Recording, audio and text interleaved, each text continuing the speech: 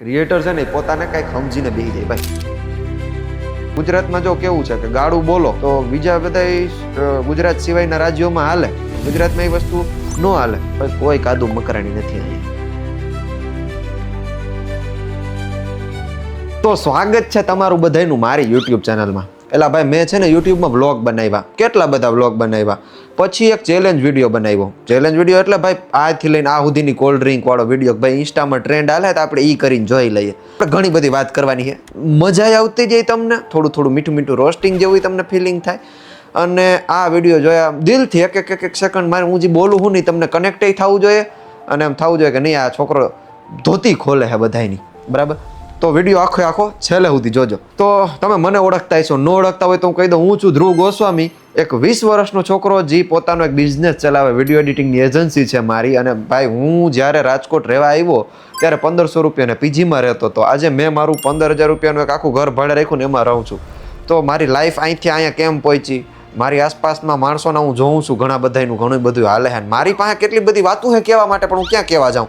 એટલે આપણા ચેનલમાં આવી રીતનો એક વિડીયો ટ્રાયલ હાટું કરીએ. મેં તમને પહેલાંનો કીધું વ્લોગ એ મૂક્યો, ચેલેન્જ એ મૂક્યું, હવે આ ટાઈપના વિડીયો મૂકીને જોઈ લઈએ હું રિસ્પોન્સ આવે ને હું ન આવે એટલા માટે. તો હાલો આપણે શરૂઆત કરીએ. મિત્રો, પહેલી વસ્તુ કે માણસો તમને ક્યારે ઓળખે ખબર? હું ગમે એટલા વિડીયોમાં એફર્ટ્સ નાખી માણસોને હસાવીશ તો એ મને નહીં ઓળખે યાર. માણસોની મેન્ટાલિટી જ એવી થઈ ગઈ છે. હું જો કોઈ મોટો સેલિબ્રિટી હોઈશ અથવા હું બિફોર આફ્ટરમાં આવીને ફેમસ થયો હોઈશ એટલે તો મને માણસો ઓળખશે અને પછી એ ગાંડો સપોર્ટ કરશે. માણસોને કેવું ઓલું ખબર, ઘેટા બકરા છે એ રોડ ઉપર હાલ્યા જતા હોય તો એક આમ વરે એટલે બધાય આમ વરે, એક પડે એટલે બધાય પડે, એ ટાઈપનું છે માણસોનું. એવું જ છે, એ ઓડિયન્સ જ એવી થઈ ગઈ છે ભાઈ કે કદાચ કોઈક વ્યક્તિ છે એ કોઈક ટીવી શોમાં આવી ગયો, સમજો, તો એ ટીવી શોમાંથી માણસ આવશે, ભલે એનામાં ટેલેન્ટ નહીં હોય ને કાંઈ નહીં હોય, એ સેલિબ્રિટી છે. અરે તમારો હગો સેલિબ્રિટી નથી, શું આવડે છે ને કાંઈ નથી. એક વખત ટીવી શોમાં આવવાથી કાંઈ બધા સેલિબ્રિટી નથી બની જતા, બરાબર. અને હું તો કહું સેલિબ્રિટી કોઈ નથી, એ તમને હસાવે ને તમે હસો હો ને એટલે પાછા સેલિબ્રિટી તો ઉપર ચડીને બેઠા બધાય. જે ફેમસ થઈ ગયા છે ને એને તો એમ લાગે કે હું તો કાંઈક છું. અરે ભાઈ તમે કાંઈ નથી, ઓલા તમને સપોર્ટ કરે છે એટલે તમે આગળ છો. આપણે વાત નથી ભટકવાની. આપણે ક્યાં હતા તો કે જી આ મોટા મોટા શો અથવા કાંઈ પણ બિફોર આફ્ટર થઈ જાય એની આરે કે કંઈક આડું હવડું વસ્તુ બોલી જાય કે ગાલી ગલોચ બોલી જાય કે એવું કંઈક થાય ને વ્યક્તિ એને ઓળખે. જો કંઈક વિચારે નવું, કંઈક સિનેમેટિક કરે કે કંઈક એવું કરે તો એ વ્યક્તિને સ્ટ્રગલ આવશે, બહુ લાંબો ટાઈમ લાગશે. જેમ મેં ન કીધું મેં વ્લોગિંગ કર્યું, ઓલું કર્યું, પેલું કર્યું, ભાઈ સ્ટ્રગલ કર્યું એટલું બધું, તોય કોઈ આપણા વિડીયો નહીં જોવે. કેમ કે હું કામ જોવા, હું કાંઈ સેલિબ્રિટી તો નથી. અને મેં સેલિબ્રિટીની વ્યાખ્યાય તમને આપી દીધી કે કાંડમાં હલવાણો હોય ને ટીવીમાં આવ્યો ને એને સેલિબ્રિટી કહેવાય. માણસો યાર તમે જોવાની મેન્ટેલિટી ફેરવો. તમને મજા શેમાં આવે છે એ તમે જોવો, તમને દિલથી ફીલ શું થાય છે એ તમે જોવો.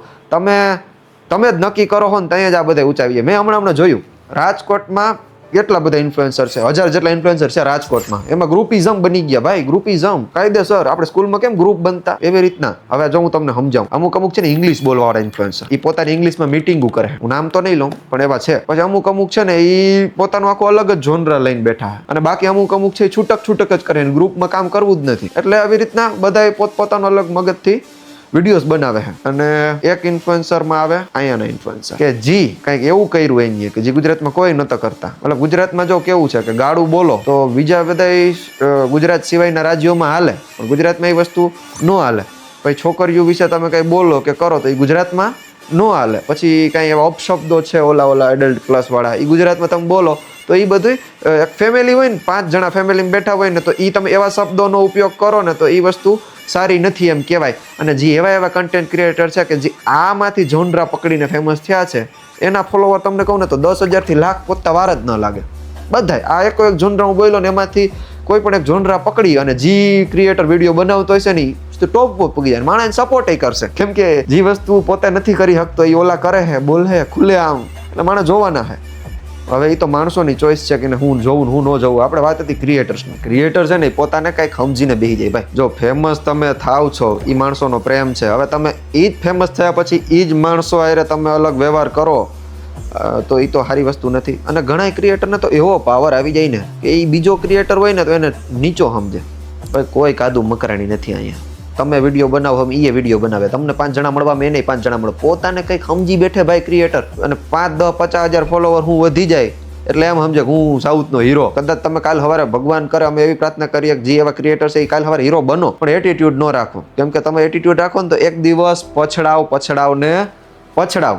હા, હું ઘણી બધી વાતો કરું છું, કારણ કે સોજ આપણે એવો રાખો, મને જે દિલમાં આવી મારે બોલવું કેમેરાની સામે આવીને. કેમ કે સ્ક્રિપ્ટેડ વિડીયો તો બધાય બનાવે, સ્ક્રિપ્ટેડ શોય બધાય હાકે, સ્ક્રિપ્ટેડ રોસ્ટિંગ એ બધાય કરે, પણ મારે હે ને મારા જે દિલમાં ઘણી બધી વાતો નીકળે ને મેં કેટલી બધી પોઈન્ટ ભેગા કરીને આડી હવરી કરીને બોલી, પણ તમને સાંભળવાની મજા આવતી છે. કેમ કે હું દિલમાંથી બોલું છું, મેં કંઈ વાંચ્યું નથી, મેં કંઈ વિચાર્યું નથી, જે મને અંદરથી આવે એ મારે બોલવું છે. એના હાટું જ આ ચેનલમાં વિડીયો મૂકી 2, 5, 10 જોઈએ. તમે અમને સપોર્ટ કરો હો કે નથી કરતા, કે પછી શું થાય છે. એક ક્રિએટર હતા, હું એને મળવા ગયો, એ કે મેં વિડીયોઝ બનાવ્યા, ફરવા ગયા, ટુરિંગ વિડીયો બનાવ્યા, વ્લોગ્સ બનાવ્યા, સિનેમેટિક વિડીયોઝ બનાવ્યા, ક્યાંય વ્યૂ ન આવ્યા, હારી ગયા. ફેમસ થવાનો કીડો હતો, ચાલુ કર્યું રોસ્ટિંગ, ગાડું બોલવાનું, હાલવા માંડ્યા વિડીયોઝ. એટલે આ ઓડિયન્સ છે ને એ પોતાની મેન્ટાલિટી નહીં ફેરવે ને તો ડખાવાળું છે ભાઈ.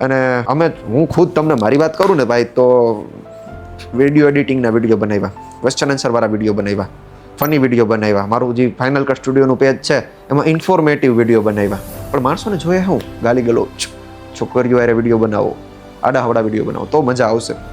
આ બધામાં તો કોઈને રસ જ નથી. ઘણી બધી વાત આ પોડકાસ્ટમાં તો આપણે કરી લીધી. આવતા પાછા વિડીયો પોડકાસ્ટ નથી, એક વિડીયો છે કે જેમાં હું તમારી હારે ડાયરેક્ટ વાત કરીશ.